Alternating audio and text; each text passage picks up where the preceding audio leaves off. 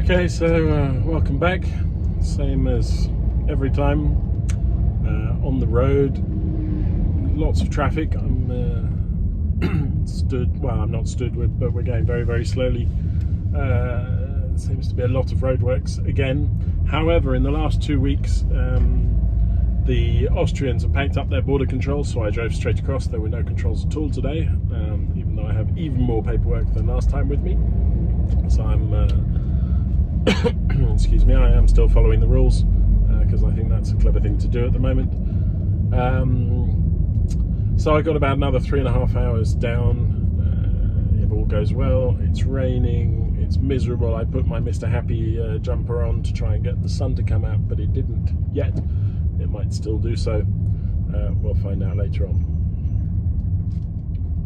So there's a pretty impressive truck in front of me on the back of another truck.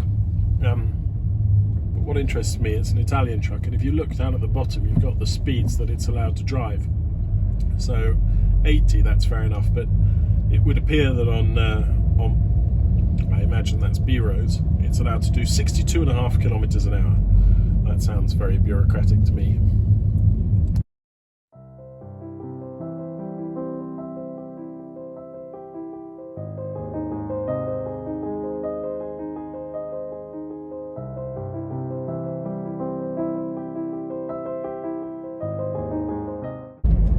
Okay, well, I've just driven past Parma, and it's on motorway, so it's about an hour now, straight down towards Leszpitze, towards the coast. It's midday. Brought a couple of bits and bobs to eat, so I'm not too bad. Kudos to my jumper. The sun has come out, it's 25 degrees. I hope it'll be this way the other side of the Apennines as well, but it should be, so that worked. Positive mental attitude. And for most of the drive, actually, I've been thinking about all of the comments from last night's video about this little bathroom, and I understand them. I think that actually most of you are probably right. We should swap some things around in there. So I've been sort of mulling over that, and when we get there, I'll unload first, because then obviously it's just a matter of ditching the car. So I'll unload and ditch the car, and then I'll get some masking tape out, and we'll try and make some marks on the floor and see how it all could look.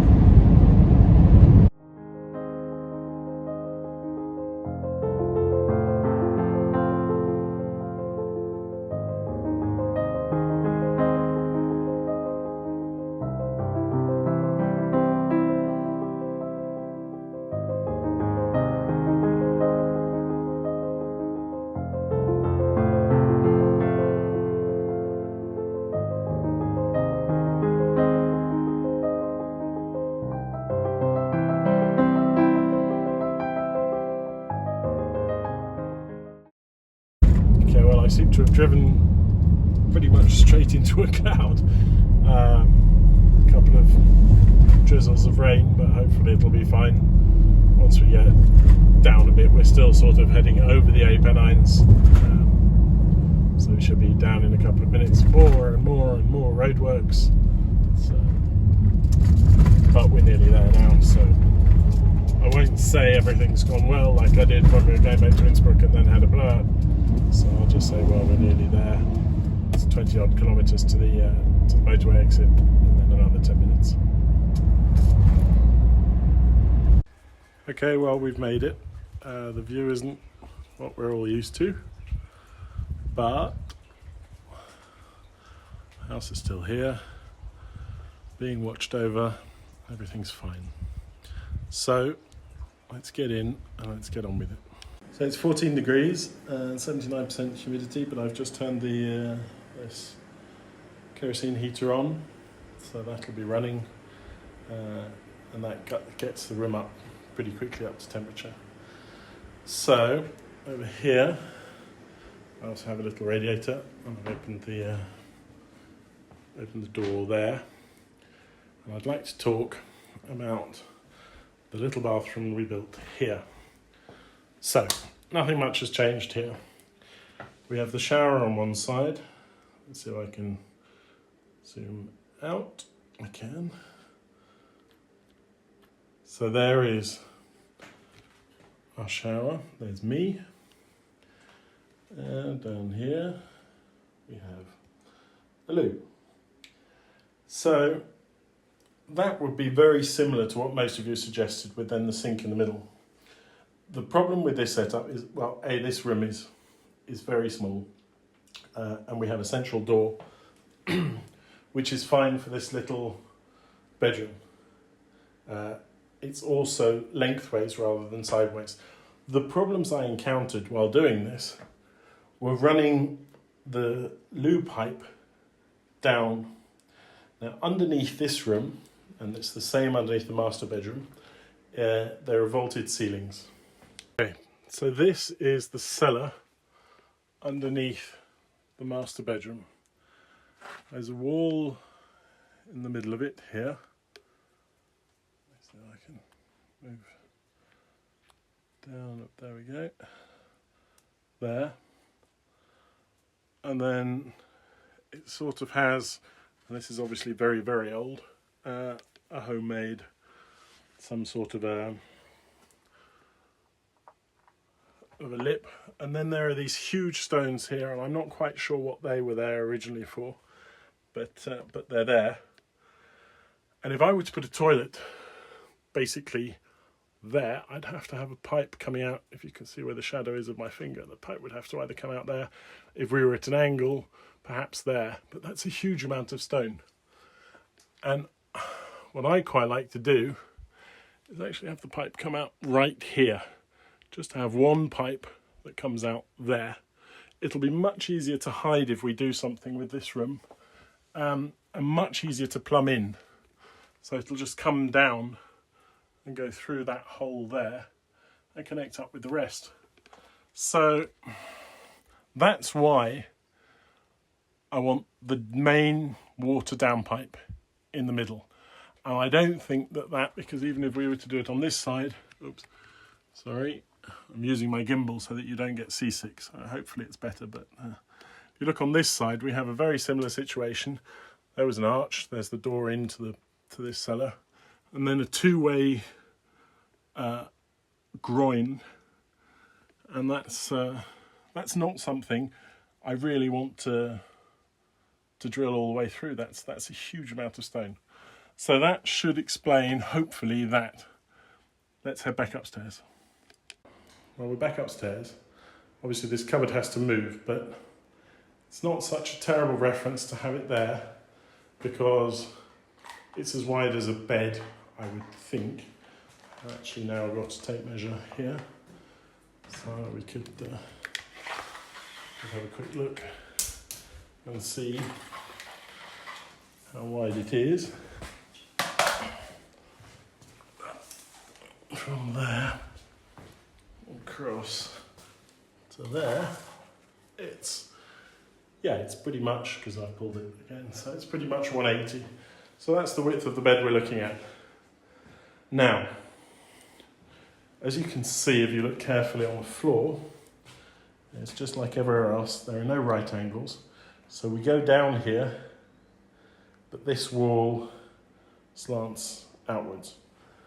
And what I was proposing to do in my little plan was to build a wall parallel to this wall. So it will not be straight wall, which I think will, better be in keeping with the character of the room. And then I'm going to come back to some of the ideas and comments that you had.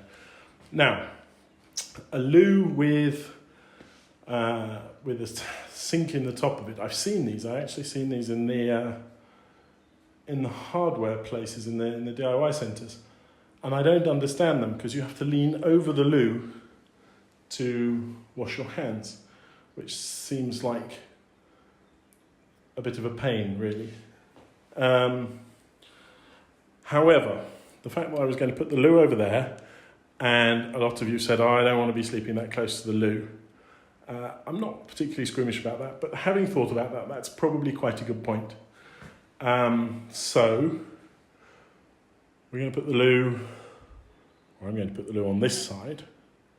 And in fact, rather than having the doorway go in here, I might well have the doorway go in there. I think that would work better, because then you could just pop in and go to the loo from the living room until obviously the other bathroom is built, and that will probably be a number of years.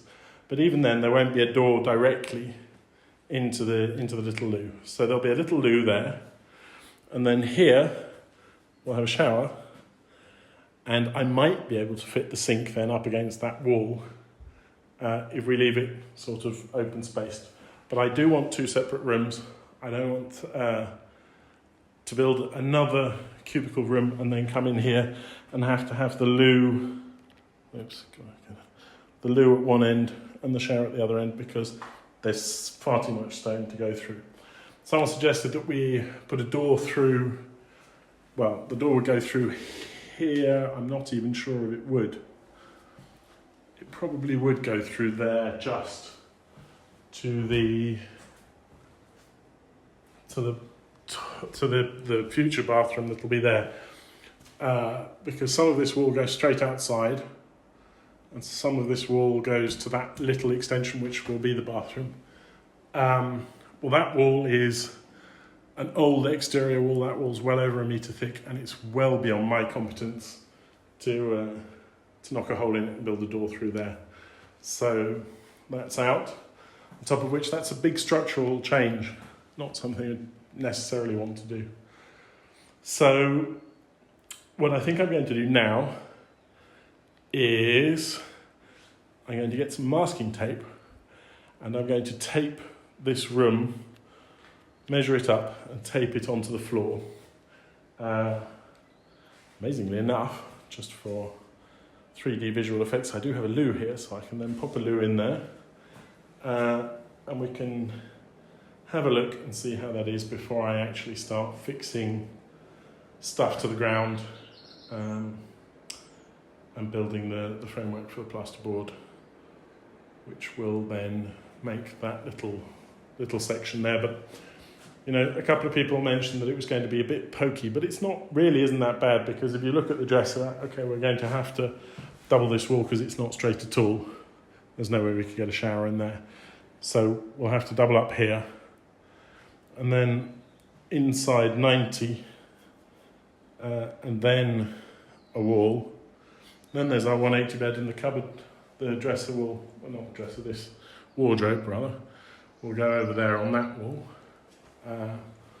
Once all of that's been plastered. Now, the good news is it's been raining a lot, and this is all dry. So all of this is old previous damage, and the roof that we checked upstairs was fixed properly and is now completely dry. So we need some window panes. I'd like to keep this door, so that'll be just like in the little bedroom, sanded down, change the windows. So, enough waffling. I'm going to go and get some masking tape. I've been here almost half an hour and I haven't done anything useful yet except turn on the water and the electricity and the heating. So let's get going.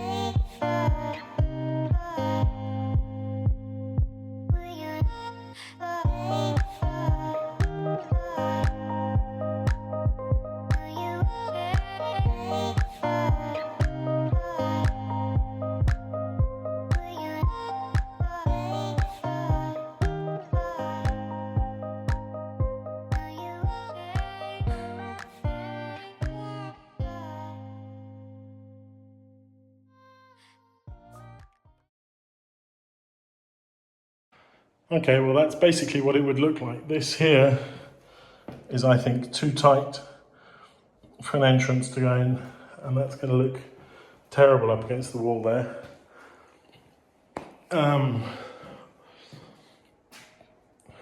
The loo, maybe we've been too generous with the loo. I'm going to go online now and find out what the minimum dimensions are. So the 90 wide, that's for the shower.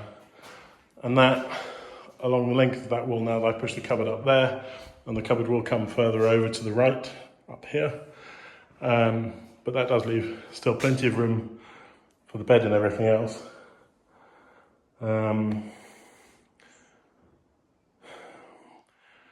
Might be worth, you see, if I put the shower over here, that involves running pipes through that wall, and that would mean making another wall here, and then somehow running pipes under the floor. So that's not as good a solution as this solution.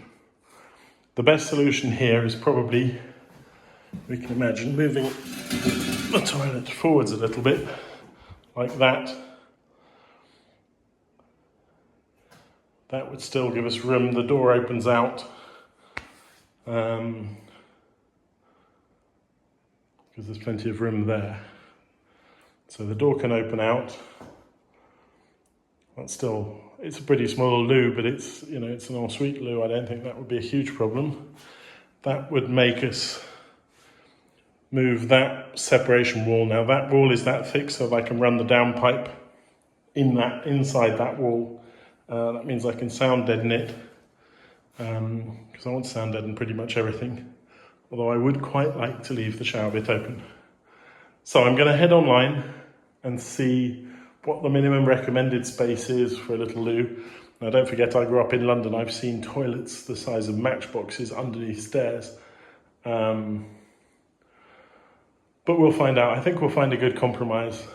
And I think that just adding maybe another 20-25 centimeters will probably make all the difference, because it would mean that we would have, you know, an equidistant shower and space in front of, and perhaps enable us to put a sink here, because at the moment I did still have the sink planned here at the middle junction bit there, just a very simple, obviously nothing like on that 3D diagram thing, because that's all that they had. It would be a very simple sink with a mirror and probably, you know, some sort of oak work top that the sink would be sat on, and the taps would come out of this wall. So, as I said, I'm going to go and find out the minimum sizes for a loo, and then I shall come back. Okay, so this seems to be the solution. I can get a hanging loo. This is basically just the back part of it, so that's pretty thin, and then obviously the buttons come out. You've got your buttons. This is just a cutaway. It's 12 centimeters, so that will be perfect. Above it, as here, we can put a niche in behind the shower perhaps, and then they make suspended loos that are quite short. So this is 180 euros just for the back bit here, so not cheap. The actual ceramic doesn't cost a huge amount though. So you can find those at about 48 to 50 centimeters, and it says 50 centimeters. What I found online is about 50 centimeters to between the edge of the toilet and the first obstacle. So in this case, the door, that's about 20 inches. So let's head back and measure out and see what difference that makes. Well, that looks, I think, 1,000 times better. We've got plenty of room to walk into the shower here and have a nice shower. It's going to be quite high. I will be putting in a fake ceiling, obviously, in the ventilation, which from here will go up and then out. Or no, in fact, it'll probably go straight up out of the corner, and in the fake ceiling it'll connect up so that the loo will go in as well. We'll just have a pipe that goes right up in the corner of the that little upstairs room and out, maybe through the ceiling. But that's a 90 by 80 shower, so that's a good size for a shower. If you imagine the loo being suspended, then it only comes to there. Let me sit comfortably on the loo, and well, from knees to walls, plenty of room there. Probably a little teeny weeny sink up here against the wall. And then we'll have to see about here. I think it would be really cramped with a sink in there. Maybe a corner sink, but I'd rather actually leave this space open so you can walk into the shower there, have our towel dryer here on the wall just like in the other one, and a nice posh sink there perhaps. But still, jury's still out on the sinks. It's not going to change much on the initial metal construction, which is what I wanted to start on this weekend. Obviously the toilet system, as you saw, that's like a metal frame that drills into the ground as well. So we'll have to wait on that front bit, but we can fit everything else. We can do that, get the arch, or, well, it probably won't be an arch, probably a square entrance, get it up to the ceiling, run all the bits across so that I can work out exactly how much plasterboard I'm going to need. And set it up for the door, and I do think that'll look quite nice. What I am going to do briefly is move the cupboard to where the cupboard will be, measure up on the floor, and fit a 180 bed into that space, just so that we get a complete feel of what's going to happen. Okay, so there's the bed, here's the cupboard. The cupboard fits perfectly up with that chunk of wall by the door, so a wardrobe rather. So there's our lovely wardrobe. We could get away, probably zoom out, with moving the bed slightly over to the left, because these tiles are 30. I just did the easy 180. So this is a 180 by 2 meter bed, which is a biggish bed.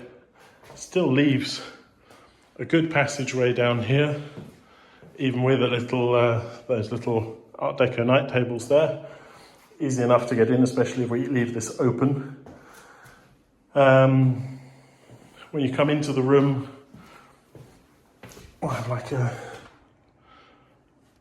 you'll still see and feel, it'll still feel light and be pretty good. So happy with that. And it's still got a lot of space over here where the light is to have, you know, maybe a little armchair or a little bench underneath the window. We could have put the bed up against that wall, but I think when you're here, and let me turn off the light so that we get some effect, even though the weather is terrible today, you'll still see what I mean. Be lying in bed at about this height, looking out, and you look straight out over the top of the house, and you can just, the top of the barn opposite rather, you just look straight out across the countryside. So that's pretty good, I think. I think I'm quite happy with that. As I just got here, well, I've got a couple of other, you know, little bits and bobs to do. I'll probably edit this quite early, put it up, because I'll be very interested to hear your updated thoughts on my updated plans. And yeah, because I read them very early in the morning on my phone, and it's not ideal for answering them on my phone, but I do read them, and I have taken a lot of that on board, because it's always much better to have a second pair of eyes on this. Well, as I was saying, it's not a second pair of eyes, it's many, many thousands of pairs of eyes. So, as always, amazed and humbled. We're over 13,000 subscribers now, which is fabulous. I think if a few more people subscribed, someone might even give me a bed. I doubt it'll be IKEA, and I don't really necessarily want an IKEA bed here, but, you know, there are some nice furniture places out there, maybe. So I'm going to post this video, and then I shall read through the things. I shall talk to my better half, and I guess we'll start knocking up that framework. The plan of action in here is going to be basic frame assembly, drilling of holes down here for plumbing, getting wiring up. There will be a fake ceiling here, and it will be insulated. Getting wiring around, getting everything set up for plasterboard and plaster. So all of the electrics in, all of the water pipes in, the light switches flush mounted for the loo, for this, over there for the shower, so that everything's ready to go. And then it'll be plastering, then insulating,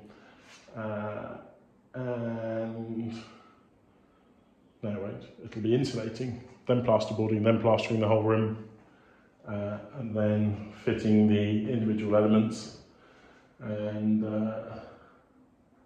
then we can paint, I guess. Doors and windows as well. So, as I said, I'm going to go and see the little man in Pontremoli who cuts the glass, and we'll put some nice thick glass in there like we did next door. This is going to be the new window, and I'm going to have to talk to the architect about when that might happen, and if I will have to put in a window myself first of all and just sit on that, because I don't want to be waiting forever. So I should talk to her about that. But basically, first things first, for this weekend it's going to be organising the electrics and building the metal framework. So, it's not a huge amount that's happened in this video, but I'd like your opinion, so I'm going to post it as is. Thank you very much for watching. Take care. And once I've read through all the comments, if there's anything amazing in there that makes me change my mind about pretty much everything, I will do that. I'm not a donkey. And if not, then I shall see you back tomorrow with the metal framework.